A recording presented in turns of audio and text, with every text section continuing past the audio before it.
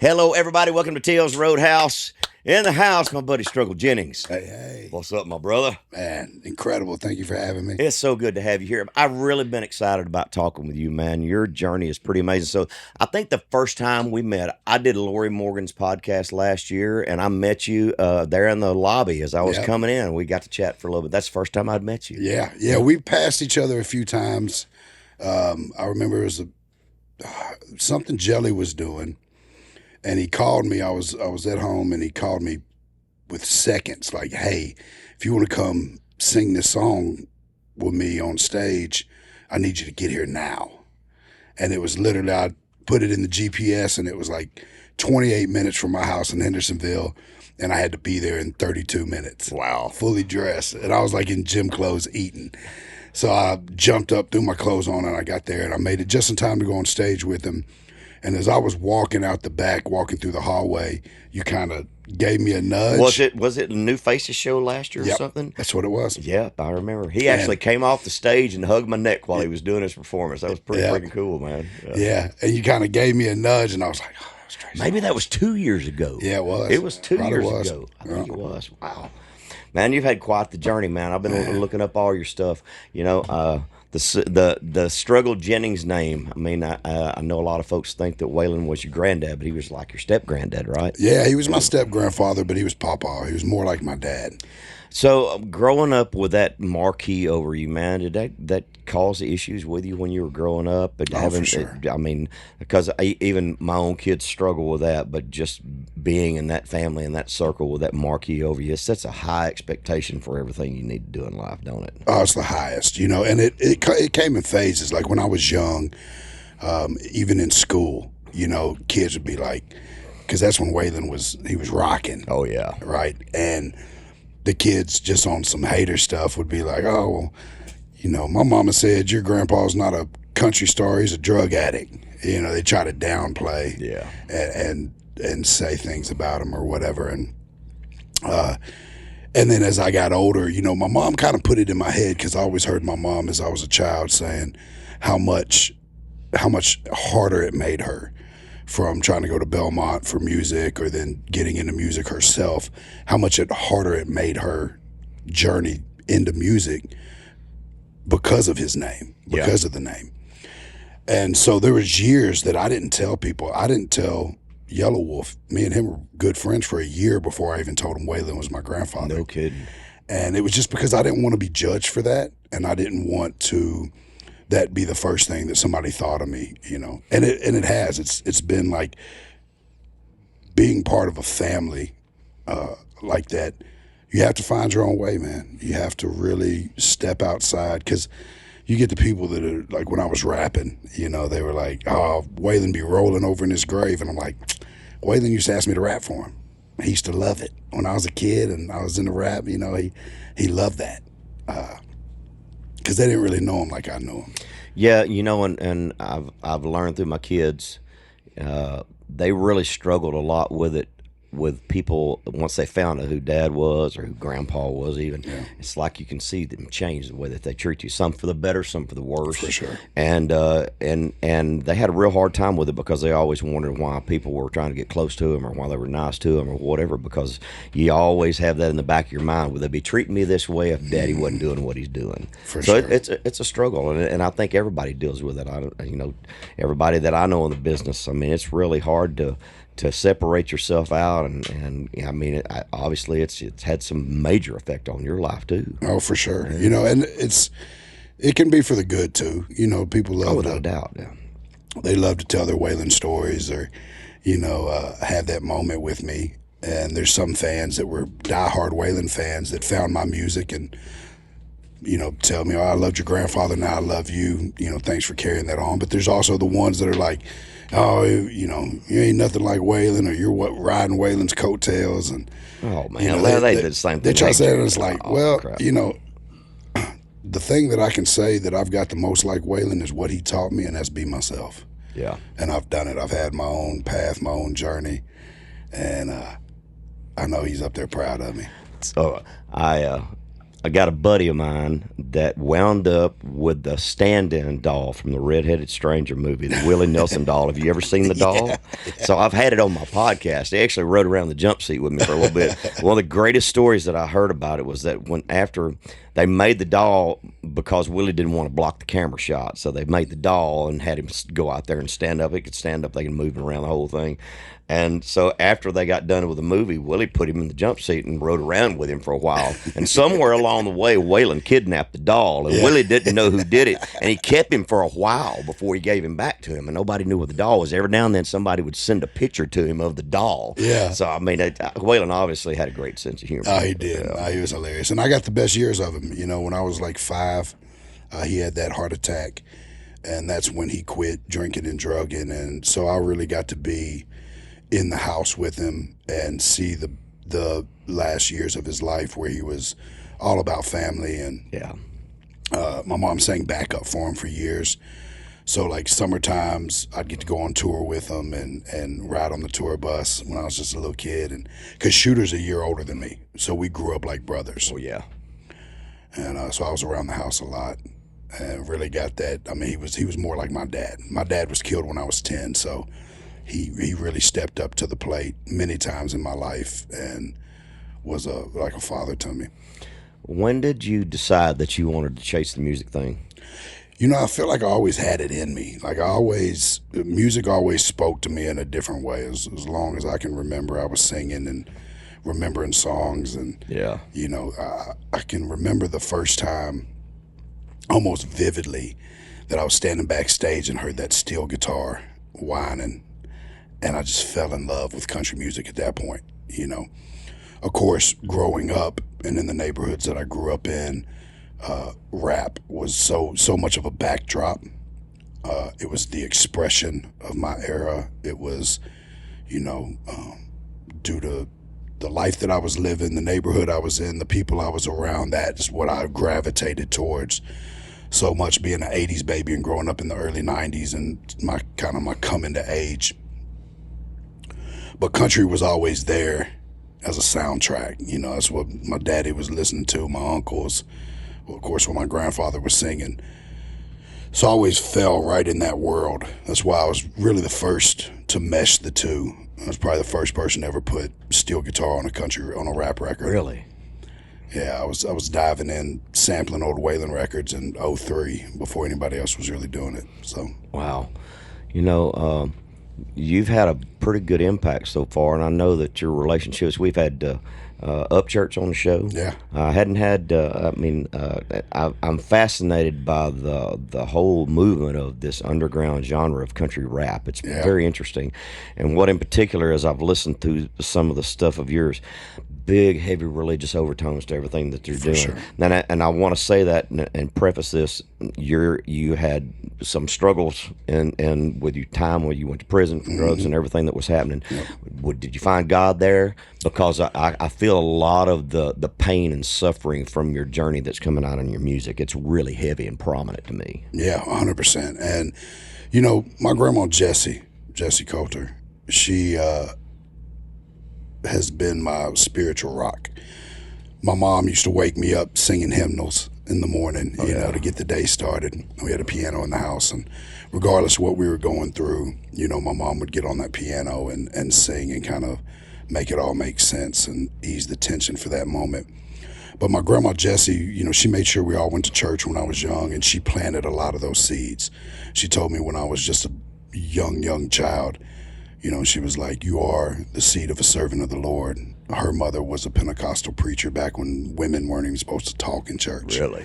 Yeah. And used to carry people up in the mountains in Arizona and heal them and pray over them. And so my family has a real strong bond with God.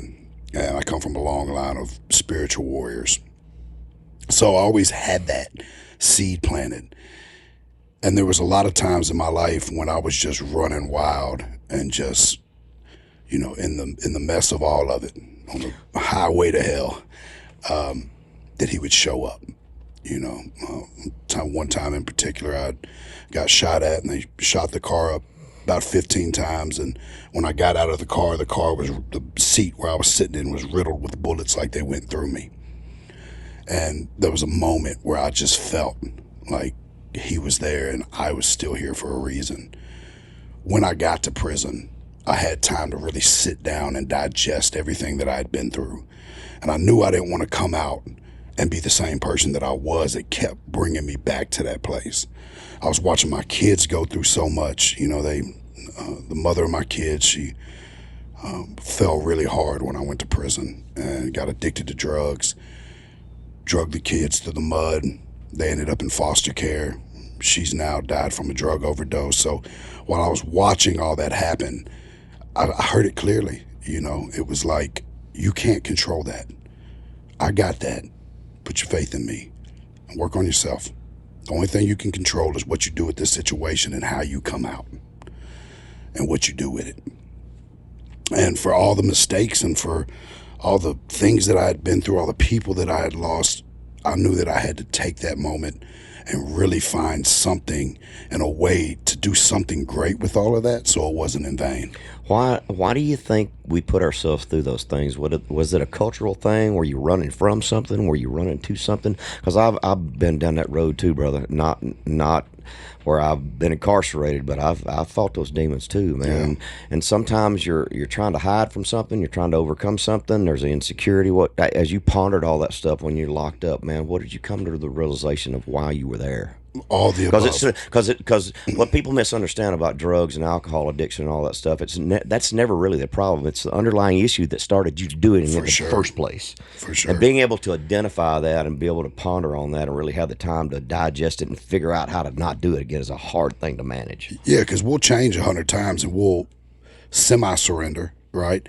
And we'll justify our actions due to conditions or what we were going through. If you don't dive in and find the root of that problem, it's going to keep regrowing and resurfacing. What was the root of your problem? It was a bunch of things. I know for one, my father was murdered when I was 10. And when it happened, I was outside playing football. My mom yelled for me and said, "Hey, your dad's on the phone." I told her, "Tell him I'll call him back later. I'm out here with the boys." When I came in that night, I heard my mama back there crying. Then all these cars started pulling up to the house, and they came in and they told me, they were like, "Your father's no longer with us." Oh, man. They told me it was suicide. So for those first formative years, I was dealing with so much regret, because what if I would have answered that phone and took a 5-minute break to go talk to my dad? Would he still be here? So I struggled with the regret of that, beat myself up over it, was suicidal as a teen, thinking that's the way my daddy went. It wasn't until I was older that I found out he was murdered. And I was in one of those rages, and my uncle told me, he was like, "Boy, why you keep acting like this?" And I was like, "Well, that's how my daddy died." And he was like, "Boy, your daddy didn't kill himself. He was killed." And I was like, "Well, why would you let me live with that regret for so long?" He said, "I'd rather you live with regret than revenge." Wow, that's pretty heavy. Heavy. So that was a bit of closure. And my mom was 16 when she had me. She did her best. God bless her soul. She was just a baby, trying to raise a baby. My dad was old, wild boy from West Nashville, good old boy. Get a shirt off his back, pull over, and help somebody on the side of the road in the rain, change a tire, fix their car. Just one of those guys. But he was also, he was a hustler, and he came from West Nashville, from the Nations, and came out of poverty. And so he was, he was real rough around the edges, but he was still my hero. When he was gone, Waylon stepped into the picture a lot, but Waylon was also touring 250 days a year. My mom, when she quit touring with Waylon, she started working 2 jobs, and there were times when I'd ask her for lunch money and she didn't have it. She'd break down crying because she wanted to show Waylon she could do it on her own, and she didn't want any handouts. And she was a super strong-willed woman. So somewhere between the regret of me feeling like I could have stopped my father from killing himself, watching my mother struggle, her being, the love of my life at that time, and wanting to help.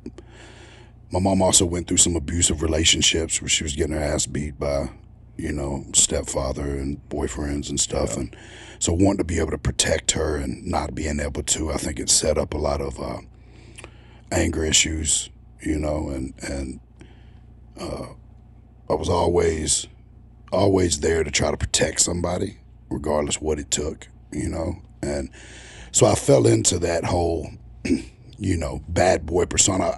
I know that in some sense I was born with it, because as young as I can remember, when we played cops and robbers or cowboys, I wanted to be Billy the Kid, right?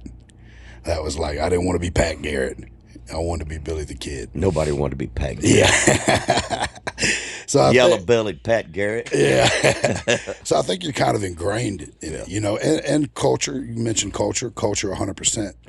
I said on an interview not long ago, I was talking about when I went to prison, I had to strip down all those irrational beliefs.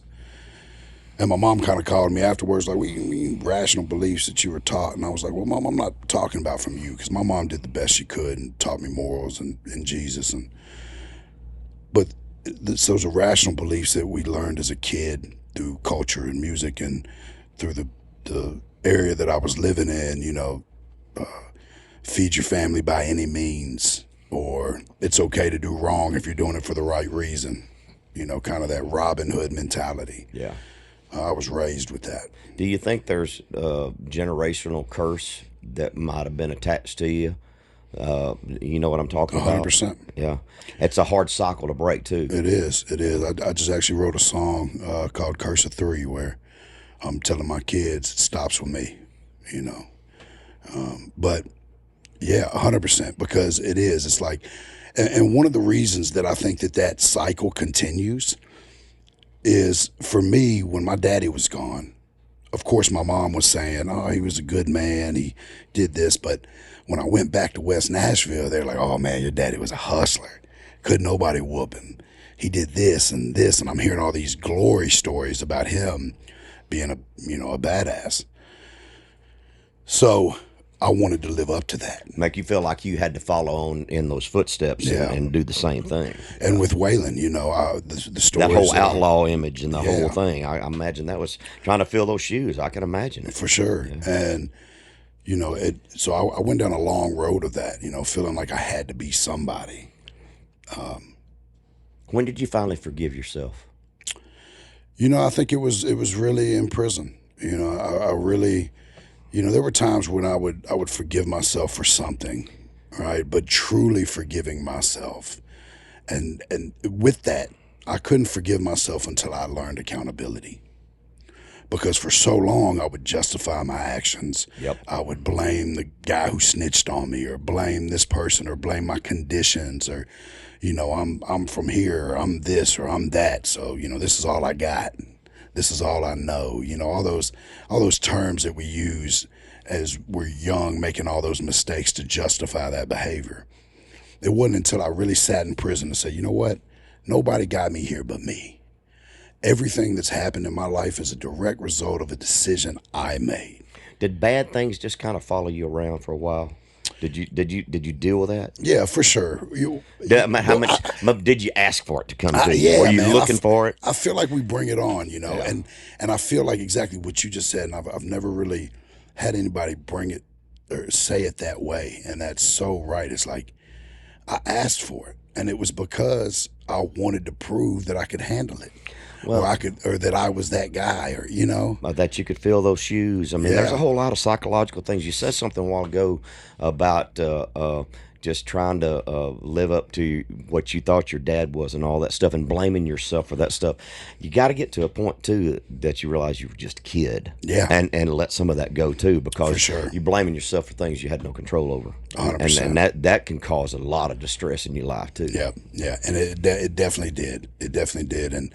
There were phases where, I'd get in a bunch of trouble, and I'd go in jail for a little while, and I'd think I had it all figured out, and I'd get out and I'd do good for a little while, and then, another obstacle would pop up in front of me, and I'd divert right back to the old behaviors. Yep. So it really this last time in prison that I had to really sit there for 5 years and watch everything in my life on the outside completely crumble. I had to lose it all to find. When you got out, did you break away from the relationships that you had? Because a lot of times you got to do a complete separation from everybody that you're running with. Oh, for sure. And there's a lot comes with that too. You get out and they're like, oh, you forgot where you came from. It's like, no, I ain't forget No, where I I came from. don't want to go back where I just came from. I ain't going back. How about Yeah, that? yeah. Yeah, but I did, and I still have some of those relationships. I've learned how to love people from afar. There's people that were in my life that were great people. They still are caught in that old way of thinking, and I understand. They call me like, hey, why don't you come here? Come out. I'm like, you can stop by the gym if you want to, because that's where I'm at tonight. On this Friday night. But yeah, I had to really. I mean, even with the mother of my kids, man. When I got out of prison, my kids were in foster care, and she was out there running in the streets. And I know my kids were expecting me to come home and save mama. I gave her every opportunity that I could, but I couldn't walk back into that fire to pull her out. I just needed her to take a few steps so that I could reach her. If I'd have walked back in that fire, I probably would have. Yeah. I probably would have got caught right back up in that flame. So that demon, and I know there's a demon in there. I Yeah. got one too. But Yeah. how do you keep him at bay? How do you keep him down there? Because you could fall back into that rut, and that thing could resurface again, and you know it's there. I know mine's there. Yeah. And I got to keep him shoved down. I got to fight Yeah. that thing off. And it's daily. It's daily. It is daily. It for really sure. is. It's a very real thing, bro. It is. It is. Because I catch myself slipping back into a way of thinking, or, I could do this or I could do that. But it's like, And there's a rage that comes with it too. When it boils yeah. up in your neck, you can feel it coming too. oh yeah, no, I know when he's getting close. And, I think for me, the biggest thing is I've stayed heavy in prayer. I've surrounded myself with people that ain't yes men. From my wife to my best friends to the people I employ, they're going to tell me when I'm wrong. Yeah. If I'm drinking too much or I'm acting up, they're going to say, hey, struggle. They're going, I don't allow people around me that are going to feed that fire or that are going to lure that demon out. And some of that comes with age, life. Just I mean, you learn to try to keep those boundaries up and parameters. You have to. Come with growing up, man. I've had friends that were in town that I hadn't seen in a while that are in the music business and stuff, even just the last couple months, call me, hey, we're downtown, or, we're at Jelly's new bar and come on down. And I'm just like, there's a side of me that wants to go down there and hang out. And I can go down there and hang out. I hang out sometimes, but just where I'm at right now, I know that I got to keep those parameters up, like you said. I got to fall real quick, man. Yeah, man. Yeah. And I've done it. I've slipped. Since I've been out, I've been sober from drugs for 16 years now. Never really had an alcohol problem. Once I got out, I was on federal parole and state probation, and so I couldn't smoke with all the boys and all the stuff they do. So I'd have a drink here and there. And then around 2020, I got to drinking at the shows, and it got to where I was drinking way too much. And I remember laying in the back of the bunk one night, and a Tyler Childers song, Bottles and Bibles, Preachers Drinking Again, right? And I was like, God, I know I'm out here on stage singing these songs of strength and hope, and I'm telling this testimony at the end of my show, and I'm hammered doing this. And I'm telling all these people that they can do better, but am I really doing the best for myself? Felt like a hypocrite. Felt like a hypocrite. And so I reeled that back, and that's been an ongoing journey for me, because you know how it is in our industry. Well, it's everywhere. It's Everywhere. all around you. There's all an excuse every night, and I can have a drink at dinner with my wife and be okay. If I go out and I start shooting tequila or something, I'm going all the way out. Like, we're out all night. rolling. Yeah. And you just never know. You never know when's going to be that time when somebody's going to push that button, or you're going to open that door up enough for that demon to slip out. Yep. And I've been doing a bunch of different projects right now. I'm opening 25 rehabs across the country called Sound Sobriety. Really? Yeah, That's man. awesome. Implementing songwriting and music as therapy, teaching them how to put their words, their feelings, their emotions, and their stories into song form. When they leave our program, they get a BMI number, and then we have a guy that's going to pitch their songs, you know. Wow, that's awesome. So it gives them hope, gives them an outlet, and it gives them hope. But so opening those, and then I'm working with Smiles for Recovery, fixing to start working with Reach United, which is the fentanyl and opiate crisis committee out of D.C. So it's like, when you're doing all that, you really got to keep your integrity in check, and it gives me that much more of a responsibility to just be like, yeah, nah, fellas, I can't go out tonight, you know, because I got a lot of things in the fire right now that could change a lot of lives. How did your relationship with Jelly happen? So we met 2003. So y'all didn't meet in jail or anything? No. Yeah. No, he was still young. He had just got out of doing a year juvenile, and then they bound him over, so he was underage but going to jail. And he did a year on a robbery charge. And he had got out. I had just done a little over a year on a drug charge, right at about the same time he did. And I was out, single father, had a studio in my bedroom, you know, in a little duplex in Antioch. And he was out selling his CD, and he was with a friend of ours, Alexander King, that I had met in jail. And they were outside of BB King's on 2nd. And I was walking up and down the street selling my CD and passing out flyers for a show I had at a little club. Yeah. And we met, and we just clicked immediately. And he came over a couple days later. We did a song together, and the rest is history. I mean, we've been best friends through all of it, through music, doing music, giving up on music, getting back into music, you know, in the streets. You know, we were both part of the same gang. So it was like we've done a lot together. We've been through all the different facets of life, and just had each other's back. It's been pretty amazing to watch that whole journey happen.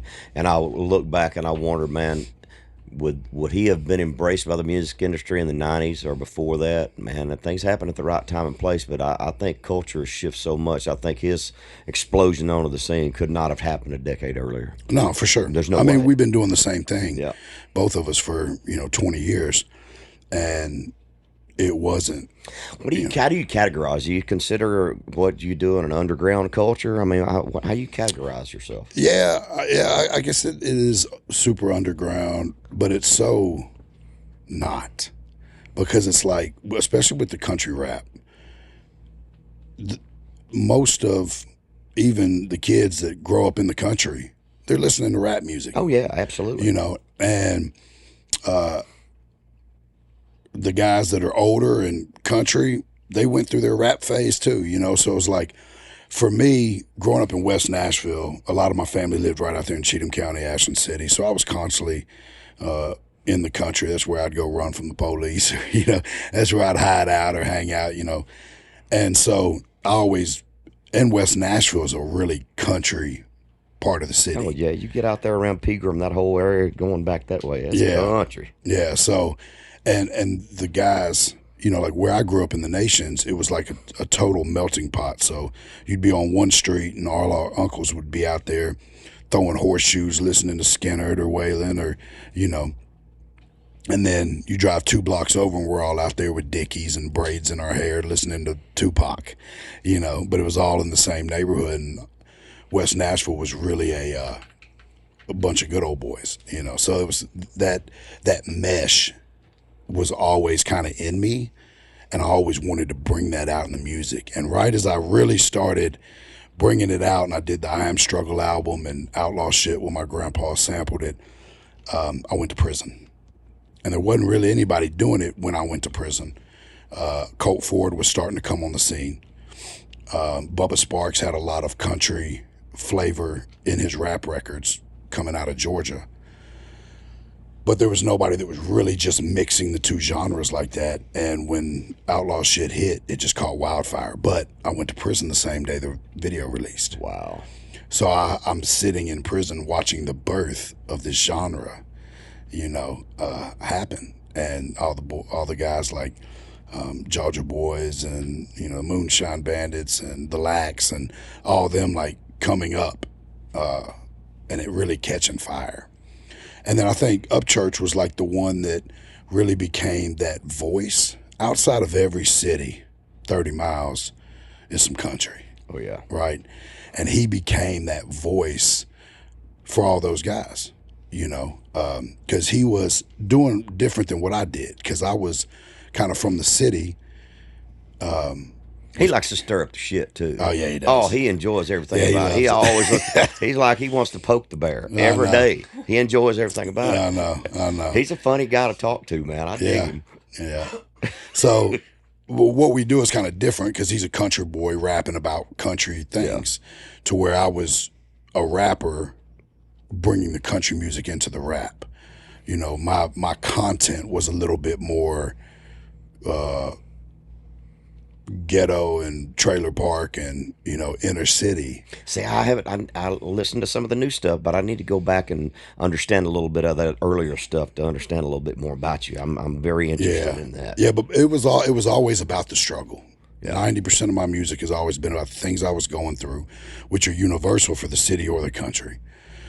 Super blue collar, super like hard times, because it was always my expression. It was my chance and my platform to say what I was feeling and what I was going through, and nothing more than that. I never once to this day went to the studio with the mind frame to formulate a certain kind of song. It was always, I'm going in there and I'm gonna write what's on my heart today. If we get 14 ballads, well, I guess we're gonna have to keep writing until we get something up tempo, because So the early stuff, you were basically tracking it in your bedroom using samples, Yeah. building drum loops. What kind of instrumentation were you putting on the early stuff? early stuff was pretty much just rap stuff, and then So you're just having a drum loop, maybe with a little guitar, or some kind of find a samples. guitar loop and samples and stuff, and then really about 2008, 2007, because I recorded Outlaw shit in 2008. I didn't release it till 2011 because everybody was like, "Oh man, you can't put out country and rap. They're gonna fry you, gonna ruin your career." And half those people are country rappers now that told me that in the beginning. But it's. But then I always had the love for the instrumentation. So at first I was just sampling Waylon records. I was like, "Oh, what if we put some steel guitar on here?" I called Robbie Turner. Robbie Turner come in the studio. He played for my grandpa for years and just played for Stapleton before he got too bad to be able to play. But and I had a super close relationship with Robbie Turner from being on the bus when I was a kid. And so he'd come in and play some steel on it. And then I started getting Joe Spivey to come in and play fiddle on the records. So it was like I started diving into that world of like, no, I want to like mix these and make sure that it's real. I don't want to just, that's why my stuff kind of stands out from a lot of people, because I don't just take rap beats and, or country rap beats and try to. Do you still build your own loop? Everything. I still. How different is your recording process now than from where you came from? Well, now that I'm doing predominantly country, I have another rap album coming out, in the next year. That's being produced by Yellow Wolf and Malay, and but right now most of the stuff that I'm doing is predominantly country. So it's even if I was doing a rap record right now, we would still start with a guitar or a piano and write that hook and then build it out.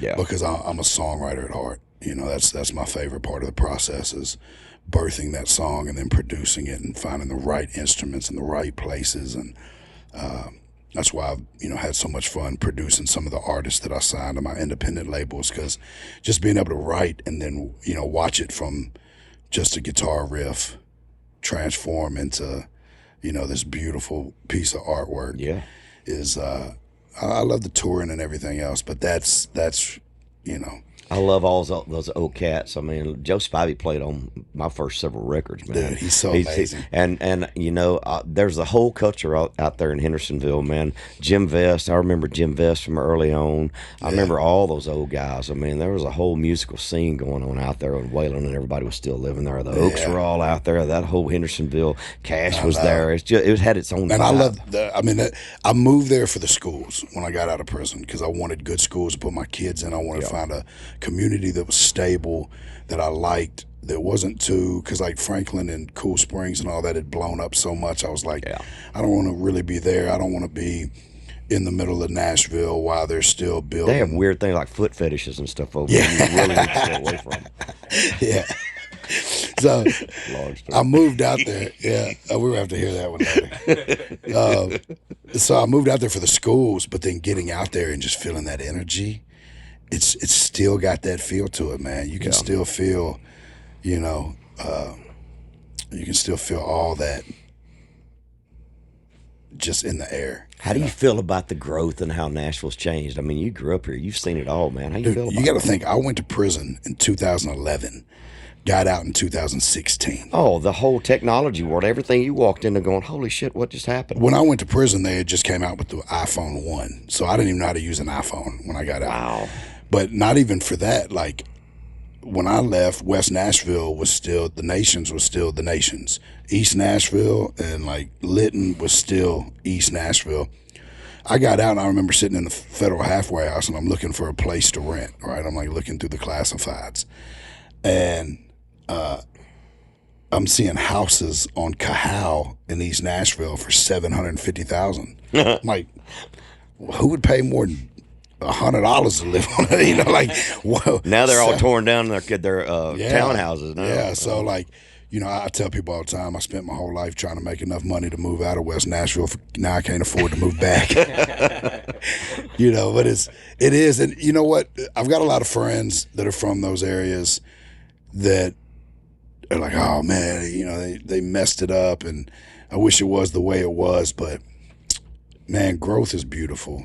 And I do miss the old Nashville. There's a lot that I love about it. The restaurants, the culture, all the sports, all the diversity in music. I don't really care about going to Lower Broadway. It's a little bit overwhelming. Yeah. If I was young, I'd have been right there wearing it out, son. Yeah. But I miss the small feel of what the music industry used to be. And it's all been consumed by Nashville. And Music Row used to be its own little thing. Yeah. But it's all changed.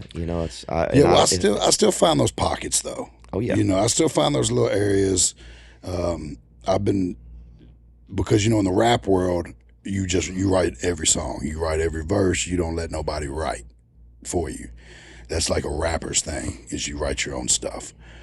So getting in the country and wanting, loving the songwriters, once you really understand the songwriters and that whole process and those guys, I fell in love with it really quick, and I love the process of going in with a group of guys and writing. I don't like the clocking in, let's try to write a bunch of hit songs and clock out thing, but I like getting with the right guys. Like I just wrote with Bob DePiro.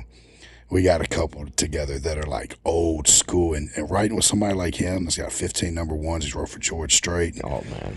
Writing with somebody like him is just, it's so fun and it's so rewarding. How do you feel like the industry looks at your genre now? Is radio opening up to you? Is the industry opening up to you? Do you perceive changes on the horizon as far as awards or things for your sector, for your genre, and that's by itself? I mean, do you see things, the industry embracing it a little bit more? Or? Yeah, I wish they would have done it 20 years ago when I first started. No, but the thing that's kind of rough about it and that sucks about it is you've got all those guys that's been doing country rap for so long, and they never really knew how to market it. They didn't know how to control it. They didn't know how to, so they wouldn't let it in. But now they're doing it on their own terms, right? So you have more tools available to you than what you did 20 years ago. Yeah, so now we can be independent. We can blow. We can do our own thing, right? But as far as like the industry, They haven't came and reached out to any of the guys that were doing it. Is Jelly breaking down some of those walls?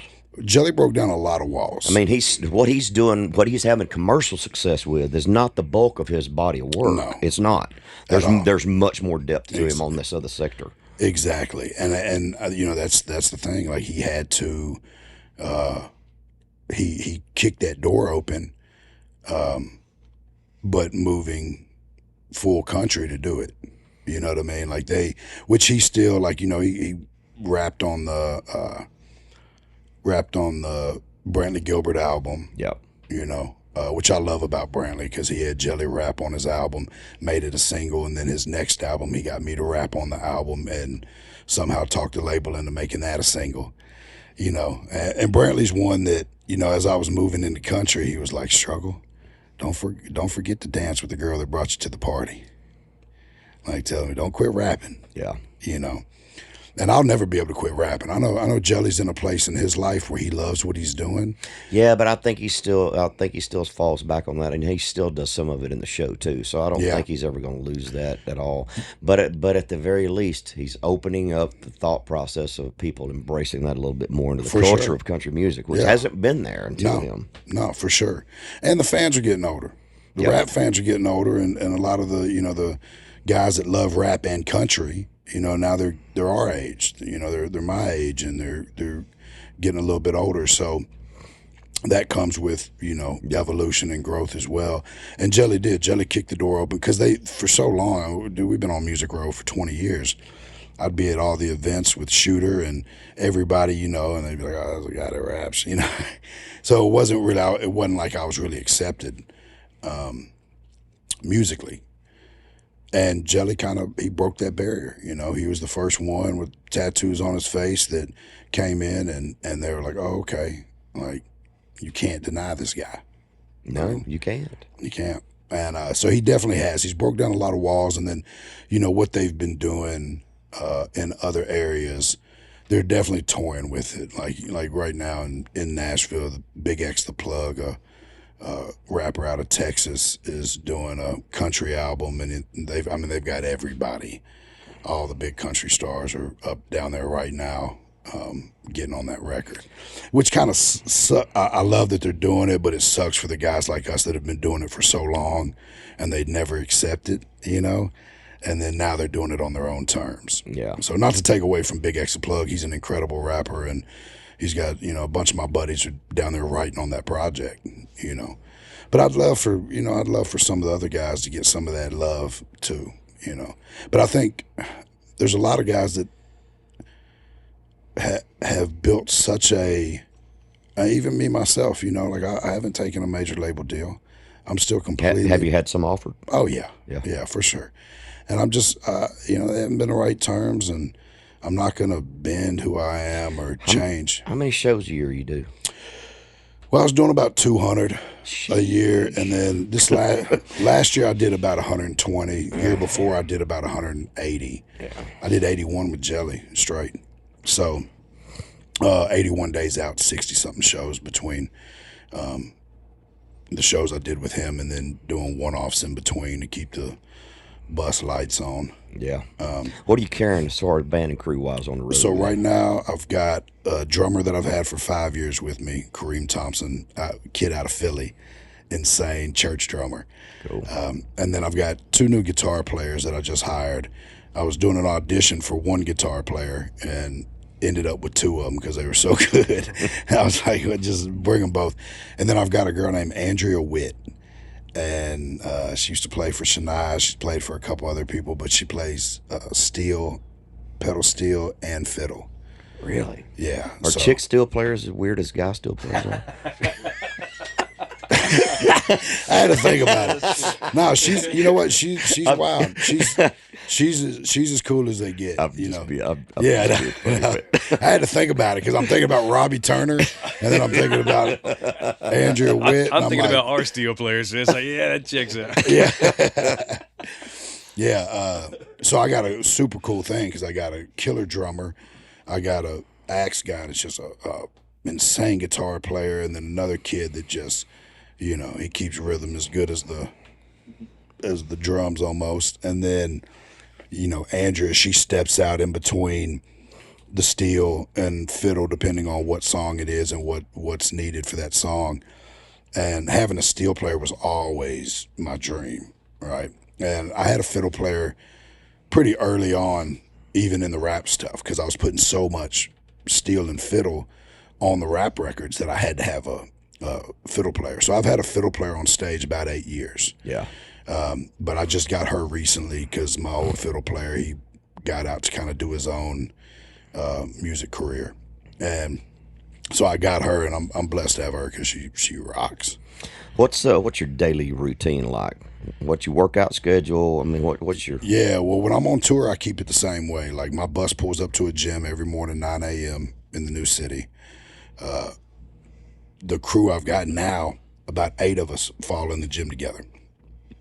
The sound girl, all the band, everybody's working out. So we get up, we go in, we get a good workout in, hit the sauna, whatever they got there, and then they get back for load in. I normally go grab something to eat, go to the hotel, rest my feet for a second, sound check. And then I got meet and greets and normal show. Showtime stuff? Yeah. Here in regular life, man, I get up every morning. I try to catch the gym in the morning if I can, just to get a little extra cardio in or something. But dude, I'm still going to writes, 1 or 2 writes a day. I just love writing songs. So even though I've got 75 unreleased songs, I just left a write down on Music Row a minute ago. Yeah. Where I wrote one that might, now I got 76 unreleased songs, but I just love the process so much. And I just, making music is my therapy between that and the gym. So I normally taking some kind of songwrite every day, or I'll, if I got a bunch of songs I need to go cut demos, I have a studio day. And I've been doing a lot of podcasts lately just because, I got 6 months off of touring. And I was like, man, keep me busy because it keeps me out of trouble. Yeah. Podcasts are fun too. I mean, I love them. I do too. I'll watch a lot of them. I follow a lot of different people. I love the conversation that people have. You can learn so much more about somebody than what we used to do for media, where you're going and popping in and doing a quick radio stint or doing a morning show or something where you got a 5-minute window and you're just trying to slam all the information about what project you got out. Nobody really gets to know you. I know. Yeah. And they ask me one question, and by the time I'm done answering, they're like, cut. The person's like, I had 4 more questions to ask, but you're long-winded. I like to explain myself. Yeah. I like to talk, and I've been loving the podcast. You know what I've realized is I've learned so much about myself telling my story over and over again. Really? How so? Well, I mean, just even today, when you said, did you ask for it? I never thought about that. And it's like, you know what? That has never, in all my years of all this soul searching and changing and learning and things that I've done, this whole journey of becoming the man that I am today and stripping away all those layers and finding the root, I never one time thought about, I low-key was asking for more problems, asking for more pain, asking for more because I felt like it validated me. Gave you purpose, maybe? Yeah, it gave me purpose, but it validated what I was going through. So, like, I couldn't have justified all the shit that I was doing if I didn't have a hard situation. So it's almost like I made my situation harder so that I could justify the mistakes that I was making. And I've never thought about that. But, Here today, you saying something that struck that thought. So I've really noticed that in podcasts lately. It's like the more I'm talking, the more I'm learning every single day. Wow. That's pretty cool. How much of that do you, I know this is probably a stupid question because I know the answer to it, but I want you to expand on it a little bit. All this life experience, how do you interject that into your music? I hear a lot of religious overtones. I hear a lot about seeking understanding and knowledge. I mean, so much of it has to go into those songs. It's almost like you're purging all this life that you've lived. You got to get it out and share it and express it on some level. So much, and it's become my brand. Like I did it from the beginning. I took the name Struggle early on because that's what I was going through, and that's what I wanted to convey through my music, right? And it became from like struggle to like overcoming the struggle and then enduring the struggle and making the best out of the struggle, right? And it's been all these different phases, but it's always been rooted in what I was going through and what I was thinking and how I was feeling. And so through that growth and through that evolution, the fans have came with it. They've got to see the whole journey. And, I let them know I'm not perfect, but, I'm working every day to be good enough. So tell me about your label situation. How many acts do you have signed? What's your role with day-to-day operations? I mean, do you have an in-house promotion staff? Tell me what your structure's like with your label. Yeah, so, I didn't really want to have a label. My daughter would start doing music. Brianna Harness, amazing artist. She's 25 and about to put out her 6th album, I believe, coming up shortly. And she's hit #1 on blues almost every time she's dropped. Wow. Crazy, smoky, old school. She's just got this voice that's like, you feel like you have heard it 100 times in the depths of your soul, but it's brand new. Like an Amy Winehouse kind of voice? Yeah, man, yeah, but it's just her own. So it's like that feel, but just, a 25-year-old girl whose mom was a stripper, dad was a drug dealer. She was on her own by the time she was 13. I got home when she was about 16 and started reeling her back in from the life she was living and created, and she's been my best friend. But she's been through so much, and it just like comes out in her voice, not even in the words, just in her voice. You can feel the pain, the strength, the redemption. It's insane. And so I started the label just to kind of push her. And then I had a guitar player at the time named Trap DeVille, who was also trying to be an artist. He is an artist. But so we did an album together called Angels and Outlaws. And so I started the label Angels and Outlaws and kind of was just doing their stuff and to have a name to put my stuff under. And then 2020 hit and we couldn't tour. And I was like, well, you know what? Like, let's start working on some more artists. So I hired this girl named Bonnie Stewart to be my online social media marketing girl. But she had been to college super young, been to college for music business and administrative stuff. And so she helped me start building the label. And first artist that I signed in that part past my daughter was Caitlin Curtis. And I had met her at DJ Paul from 3-6 Mafia's birthday party on 2nd Avenue. And we just took a picture together. She posted the picture. I went to her page and saw she was singing cover songs. I was like, man, this girl can sing. So I hit her like, hey, if I ever get the budget, I want to produce an album on you. She was like, yeah, awesome. She was a single mom working at a car lot. And so 2020 hit, and I was like, man, I got some time on my hands. So I called her. We had just had that tornado. She came out, and we recorded a song called Nashville Strong, talking about the tornadoes. Yeah. And then I was like, hey, let me do an album on you. So I started producing an album on her, me and Scatterbrains, who was my DJ at the time, and he's a great producer. We started producing a record on her, and then I signed a guy named J.D. Huggins, he was part of a band called Heathen Sons, and he's just a good old Appalachian boy. Really has like 200 fighting chickens in his yard. Lives in a, like a single wide on a bunch of land, like good old boy, real deal. And his dad's a huge session player, and he's just an amazing songwriter and artist. So I signed him, started working on his album, and then the girl that's running my label, Bonnie Stewart, I hear on Instagram she puts out a song.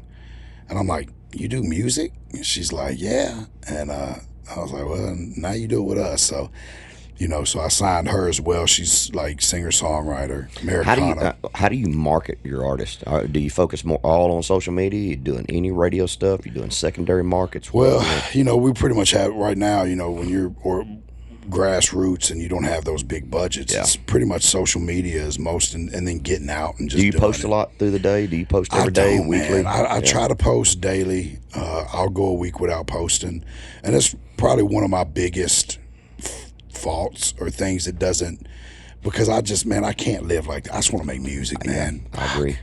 I have a hard time with it too. Yeah, I just want to make good music and do good shows, and so Bonnie Stewart helps me run the label. I'll take the artist out on tours with me. So like Caitlin, me and Caitlin had a #1 record with God We Need You Now. She wrote that chorus and sent it to me right in 2020 when just shit was hitting the fan. And I was like, man, as soon as she sent me a voice note, and I was like, oh, this is it. Didn't she do a duet with somebody else that I've heard? She did a duet with a guy named Drew Jacobs, and they redid. They just did another one, but it hasn't dropped yet. I think I've heard her voice before. I think her name sounds familiar to me. Yeah, she is. She's got a raspy, kind of real powerful, raspy kind of voice. It can go there, and it can go. I mean, I would say that she's the best female vocalist in country music, hands down. Gotcha. There's nobody messing with her. Like, her range, she can go low, and she can belt, and she can hit whistle notes, and like, I mean, her range is through the roof, and she's got like a deep tone, like an Aretha Franklin or like an Adele of country music. Like, Gotcha. she's and we've just got a new album on her that could be #1 female country album of the year, of the decade. I mean, it's insane. We've been working on it, but I'm gonna start pitching her to a major. Yeah. You know, she wants radio, she wants, stadiums, and she deserves to be there. Like, she's got it. She's a star. She's a hard worker. So, now it's packaging everything up for her, building the momentum that we can. She's got great momentum. She's had a couple #1s. Me and her got a gold record. I think it's actually about to go platinum. So we've got that together. And my whole thing is just, the only thing that I could really do for my artist is share my platform. Yeah. Like, put them out there, put a little money behind their post and, behind their videos if we got it, but just funding the videos and funding the recording and then taking them out on tour. I like to drop their single and then a couple weeks later drop a song with me and them, so then people go look and they see their last single and it picks those numbers up, just kind of piggyback them off of what I got going on, and just try to give them as much of my spotlight as I can. Yeah, I asked because I'm just so curious about how smaller independent labels and folks do what they do, because there's really no right or wrong way to do it anymore. And you have a lot more tools at your disposal.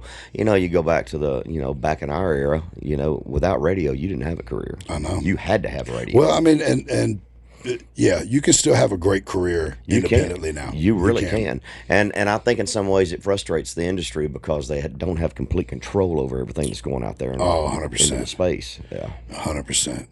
Yeah, and and in return they buy up a lot of the real estate, right? So I can't go, doesn't matter how much money I have, I can't go buy an ad on the top page of Apple Music. All that real estate's bought up. No.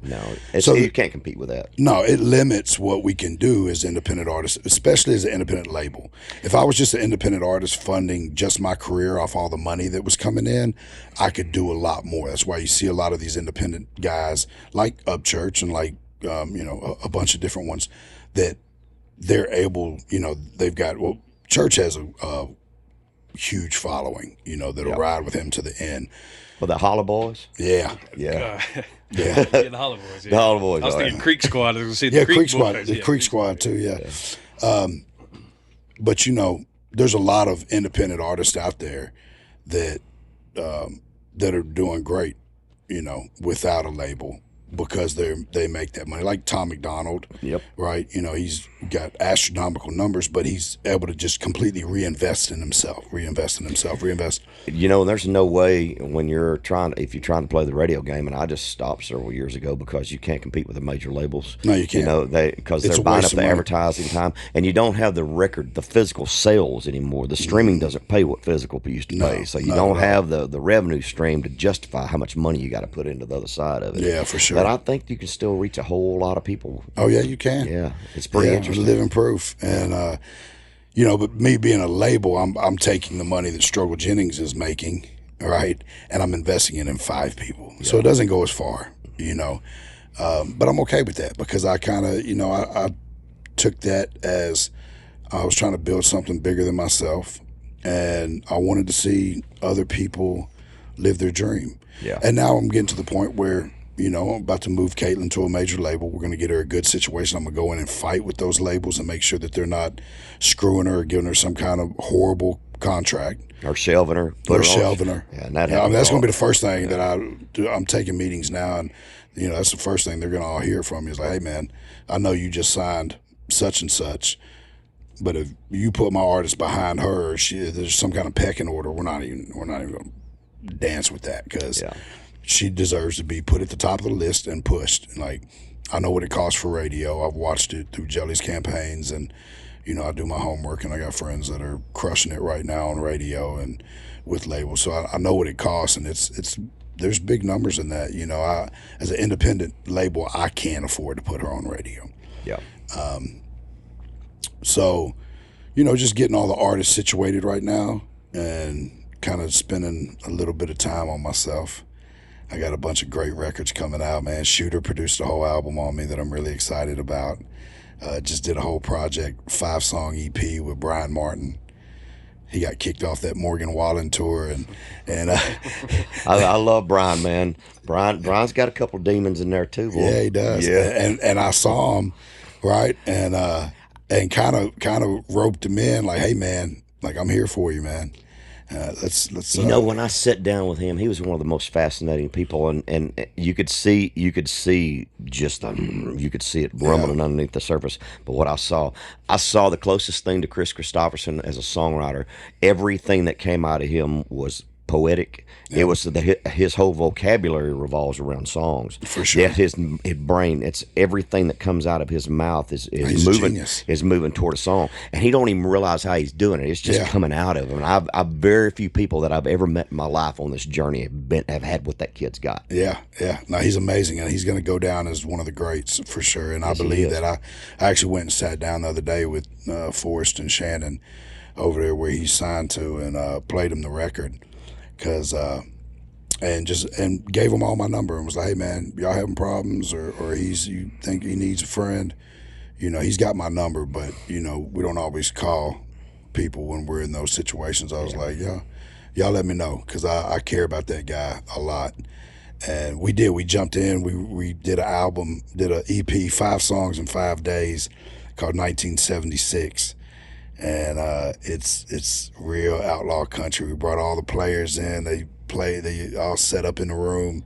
We produced it all right there, recorded. There's not even really any mixing and mastering on it. I mean, it's straight out the studio, and it's fire.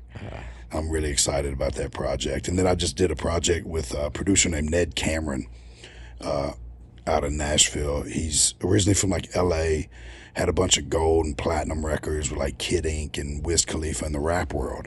Yeah. Got addicted to drugs, had a hard spiral, got clean and sober, and moved to Nashville. And now he is crushing it. He just signed under Ashley Gorley.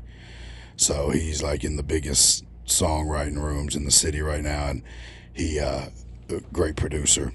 So he just did a project on me. And then, like I said, I'm doing one with Malay and Yellow Wolf co-producing that's country and rap, and it's been super fun. And they got a whole nother album that came from songs that were like too old school to fit on any of the other projects. So I've got like a Dropbox folder just called Old School, and it's some gems, man. Like songs I wrote with Bob DiPiero, and it's had some incredible songs that have just got that feel, man. Like some good old stripped down 70s, 80s, and 90s country, what I grew up on. Man, do you remember when you were in the fire, when you'd stare into the mirror and you'd have those conversations with yourself about, I got to make some changes? Remember those conversations? I remember. How do you see yourself now? I still see room for improvement. Yeah. Like I do have a moment, because I do every morning. I get up, the first thing I do is I walk in there and I get all my vitamins out, and I brush my teeth and I drink my water, and I got to take a second to look in that mirror, and I kind of assess things. You got a broader aura about you now than what I perceive you had a long time ago, man. Yeah, man. But I look at myself and I tell myself, I'm proud of you. Yeah. But you got some work to do. Yeah. And that's I really, don't think that ever ends, does it? no, I don't think so. I don't want it to It's be but honest. it's the journey, man. Yeah. It's not just And you about can- how fast you can get from point A to point B. It's the journey that's the most fascinating Well, thing it about is. this I life. mean, you climb a mountain, you just stand on top. You're just stuck. What do you do for an outlet? You a hunter? You a fisherman? You race Well, cars? What do you do? due to my extensive criminal history, I'm not allowed to hunt. They won't You let can hunt me- with a bow and arrow. You be Bo Dude. Yeah, no, that's something I do want to learn. I've shot a bow quite a few times, and Yeah. I want to get good enough to go hunt. Yeah, then you could play "Here's a Good Old Boy" in Yeah. the background while you're warming up. For me, man, it's music and it's the gym. I go to the gym every night, 6 o'clock with my guys, and we train hard. Like Friday night, we work out instead of going to the club. That's I like to really challenge myself and tear myself down because that's where I got the most growth at, spiritually and emotionally, and was tearing myself down. Yeah. And so physically, there's a correlation there, right? And you gotta, for me, I have to have that balance. If I'm not physically, spiritually, emotionally, and mentally working on myself every day, one will drag the other one down. I understand completely. So, Yeah. and then the kids, man, and the wife, the family. I've got a really good balance recently because I had about 4 or 5 years where the balance was off. I'd be gone a lot, and I was missing such great years of my life just working, And my wife said something to me that just struck a chord. She said, "I hope one day you can slow down and enjoy the life you're giving us." I was like, fuck. Yeah, It's pretty heavy, man. yeah, We can sure get caught up in it all, yeah. and you blink and they're grown. Dude, I look at pictures of my kids from just 5 years ago and cry. It's like, damn, they're getting so big, man. I got one in college and another one about to go to college next year or a year after next. She should be a senior next year. And, but I got one son that's in football and crushing it, so I make sure I make as many of his games as possible. And then got another son that's boxing, and he just won his first. That's awesome. Won his first match last week. So going and watching, I try to at least catch one day a week, watching him spar, or if he has a fight, and try to catch a game or two a week. I try to. I tell my family, like, send me the dates when you need me. I just got to put them in the calendar, because otherwise that calendar fills up so fast. Tell me about it. I got 3 or 4 things on there every day, and just trying to find that. I've just now finally smartened up enough to put gym at 6 o'clock every day for the next month. That way, it's like when my publicist or Bonnie or somebody that's doing some scheduling looks at something, they're like, "Oh no, he's got something at 6 o'clock." So, Yeah. because I like to go train and come home and eat and get that little bit of time, before the kids go to bed. They'll come down in the kitchen, and we got a big old kitchen in the middle of the house. It's kind of like the meeting place for everybody. Yeah.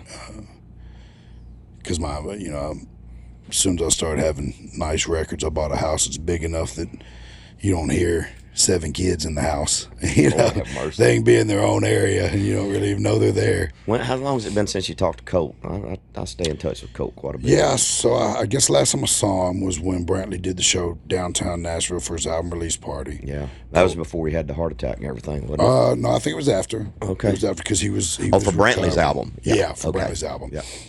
And I came down there, was doing one song, flew in town for it because I was out of town doing something. And got to hang out with Colt on the bus for a second. And He's such a good dude, man. He's such He a really good is. guy. And I hate to see him going through what he's going through. He seems to be fighting depression, and I know he's still trying to come out of all of it. I Yeah, worry man. about him, man. Yeah. I'm gonna check on him when I leave here today because it's probably been a couple weeks since I talked to him. We check in with each other. People don't realize what a big impact he had too. He broke a lot of walls down too, So man. many. So freaking many. So many. Yep.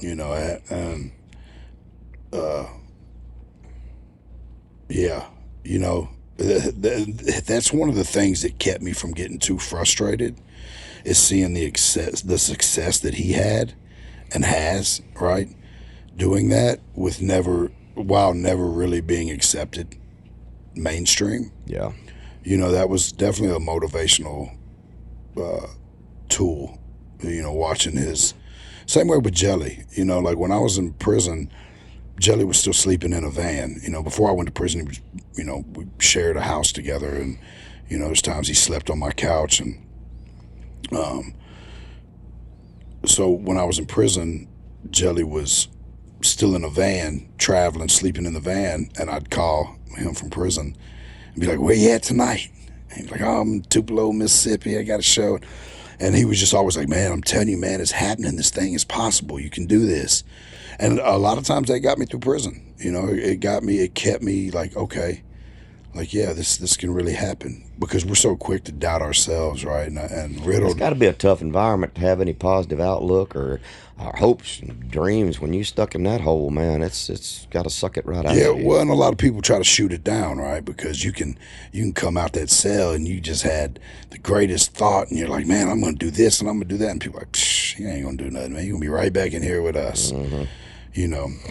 But then you meet guys in there also that are like, "No, man, you can do it, man. I believe in you. Go get it. Don't forget about us." And so now I'm going back into Well, you prisons. told me when we ran into each other at that charity event that we went to recently that you'd gone back and played some prisons. Yeah, I just a couple weeks ago I released an album called Live from Rikers. Yeah. I went into Rikers Island and talked to the guys and sang acoustic. And when I got done, the organization that took me up there, Send Musicians to Prison, they sent me the audio file. And I was like, "This is mine?" And they were like, "Yeah, do what you want with it." So I put it up online, Live from Rikers Island, put it on all platforms, and then donated a percentage of it back to them of everything, so that they can take other people in there and bring some light to them guys. When they slam that door behind you, man, it doesn't change till you get out, does it? No. I think we talked about this a little bit about just when you went to Rikers to do that show, just that feeling when you step back and it's like, oh shit. It's got to be rough. Well, there's so many emotions. I just actually went back to the prison I was in Mountain City, Northeast Correctional Facility, and did 3 shows in there. Wow. The place that I actually spent first half of my prison sentence before I got sent off to the feds, and that'll be the next goal, is I want to get in Terre Haute Federal Penitentiary where I was at and do a show up there. But walking back in those places, there's so many emotions. There is a sense of, man, I'm walking back in on different terms, and I know I get to leave today. I think it's been so good for me, because we need times in our life that bring us back, because you know how life will do, man. You'll have something in the front of your mind and you'll be like, "Oh man, I'm going to do this and I'm going to do that." And then everything starts going kind of good and you get a little comfortable and you start kind of, forgetting and slipping back. And so going back in there has been like a real eye opener, and it'll humble you, and it'll also remind you, like, man, I was in here, and all those emotions. Like when I went back to Northeast, I was performing in the visitation room, the same visitation room that I watched my kids growing up in for 2 years. They come see me on the weekends, and all I could do was walk around the room with them or go to the vending machine and get them something out, and and I saw those feelings. It was one of the last places that I really saw the mother of my kids before she crashed out and, eventually died. So there were so many emotions and feelings walking back in there that it does. It ignited, it added accelerant to the fire that's already burning to keep giving back and the purpose and living a purpose-driven life. But it also kind of pushed some of those demons back. Like, oh yeah, no, we're not playing with you. I remember this character trait. I remember this thought. I remember this feeling, because they'll start to surface. And How many times have you had people come up to you that have been inspired by your story, that say that what you're doing is give them inspiration and hope, that it pulled them out of something or got them back on the right track? Have you had a lot of that? Hundreds of thousands. Yeah, that's been the biggest part of my career, has been the connection with the fan base and with the people that listen to my music. And that's why I got such incredible fans, because they've all been through so much shit, and they're survivors. And I've had so many people just come up, and whether it was I got them through addiction, rehabilitation, prison, divorce, going back to their wife, rekindling their relationship with their mother through one of my songs, or their kids, or their brother, whatever their big struggle was in life, them latching on to my music and finding inspiration and hope and saying, hey, Struggle went through all this shit and I relate, and he's doing good, and he made it out of there, and he's done this and he's done that. It inspires a lot of people, but with that, it inspires me, because not only I can't let them down. I got a responsibility to keep that in check, because there's somebody out there that if I go mess up and end up back in or do some dumb stuff, they're like, oh yeah, see, it ain't real, and then then they feel like they can't make it either. And hearing their stories of strength and hope, constantly, meet and greets are one of my favorite parts about tour, because I really get a chance to connect with them and hug their neck, and they'll tell me their story, and my meet and greets end up being a couple hours long, because I don't do the whole, just pull them in, take a picture, bye, hi, sign this. I try to talk to each one of them, and it gives you purpose, it gives you a reason, and it gives you a responsibility. So these fellows back here, Junior plays guitar in the band, Scott plays piano. I didn't know if maybe one of them was that weird steel player you're talking about. No, he's not here. He's not here. He's in the closet somewhere, practicing steel. What you got, boys? You got one? Yeah, just since you work out every day, do you listen to music when you work out? And if so, what's a couple things that you like to listen to when you're working out? Yeah, for a long time, I listened to music. I'd have my headphones on, and my playlist is crazy. I mean, I'm literally could be listening to anything from the hardest of rap, I love hype stuff like Meek Mill or something when I'm listening to rap music for working out, or it could be Paint Me a Birmingham. I mean, literally anything that strikes that a feeling, because I listen to music just about all day long. I'm big on emotions. And when you work out this afternoon, pull one of my songs up called Struggle that I wrote. All right. It's pretty powerful. I think you're going to like it. Yeah, I'm gonna have to hear that one. Yeah, man. Junior. That's crazy. I didn't know there was any songs of yours I didn't know. Yeah, what was that on? Hindsight, maybe? Hindsight 2020. I did a 30th anniversary 3-disc package back in 2020, and pretty much had a bunch of new stuff, bunch of old stuff on it. It's pretty good. Junior. Man, so I got a quick story I want to tell you, then I got a question. Okay. So you mentioned Jelly a couple times in the van and everything. So I was working at Sounding Board before I met that's actually where I met Tracy. Oh, wow. So I was working with Jelly on a couple things. He'd come in and do some features for some people or whatever. And so the 3 or 4 times I'd worked with him, he's normally, happy and bouncing around, laughing and shit. Mm-hmm. This one day he comes in and I'm like, man, something's up. What's up, man? You all right? He said, dude, I think it might have been one of those days where he just got off the phone with you. Yeah. And man, you could tell he was hurting. Bad. So he rolls up a joint as big around as his pinky, which is as big around as my thumb. Yeah. We smoke that thing, and then he pulls out this contraption. It's my first dab I ever did. Oh, so yeah. We blast one of those. I'm like, man, fuck. I was like, so who's the Struggle guy? He said, man, that's my Bubba, dog. Yeah. So, and then right after that, I played the track for him, and then he wrote 2 words down, and that's his target line or whatever. So anyways, he took that sheet of paper with those 2 words in there, and just the tenacity and the passion and ferocity that come out of his voice, after he got off the phone with you, man. I just want you to know, but you already know, but dude, that's one of your ride or dies, man, for real. Yeah, man. I love that guy. So the question I got for you, it's while you were in there, you were able to find your path to spirituality or whatever. Mm-hmm. My question is it possible to find humor? And if so, what's some wild, crazy shit that you saw in there? Oh, prison, it's nothing but, I mean, there's a lot of humor in there, buddy. Cool. You got some of the world's best comedians in there. Right They ain't got nothing but time Yeah. to write the best jokes possible. Right.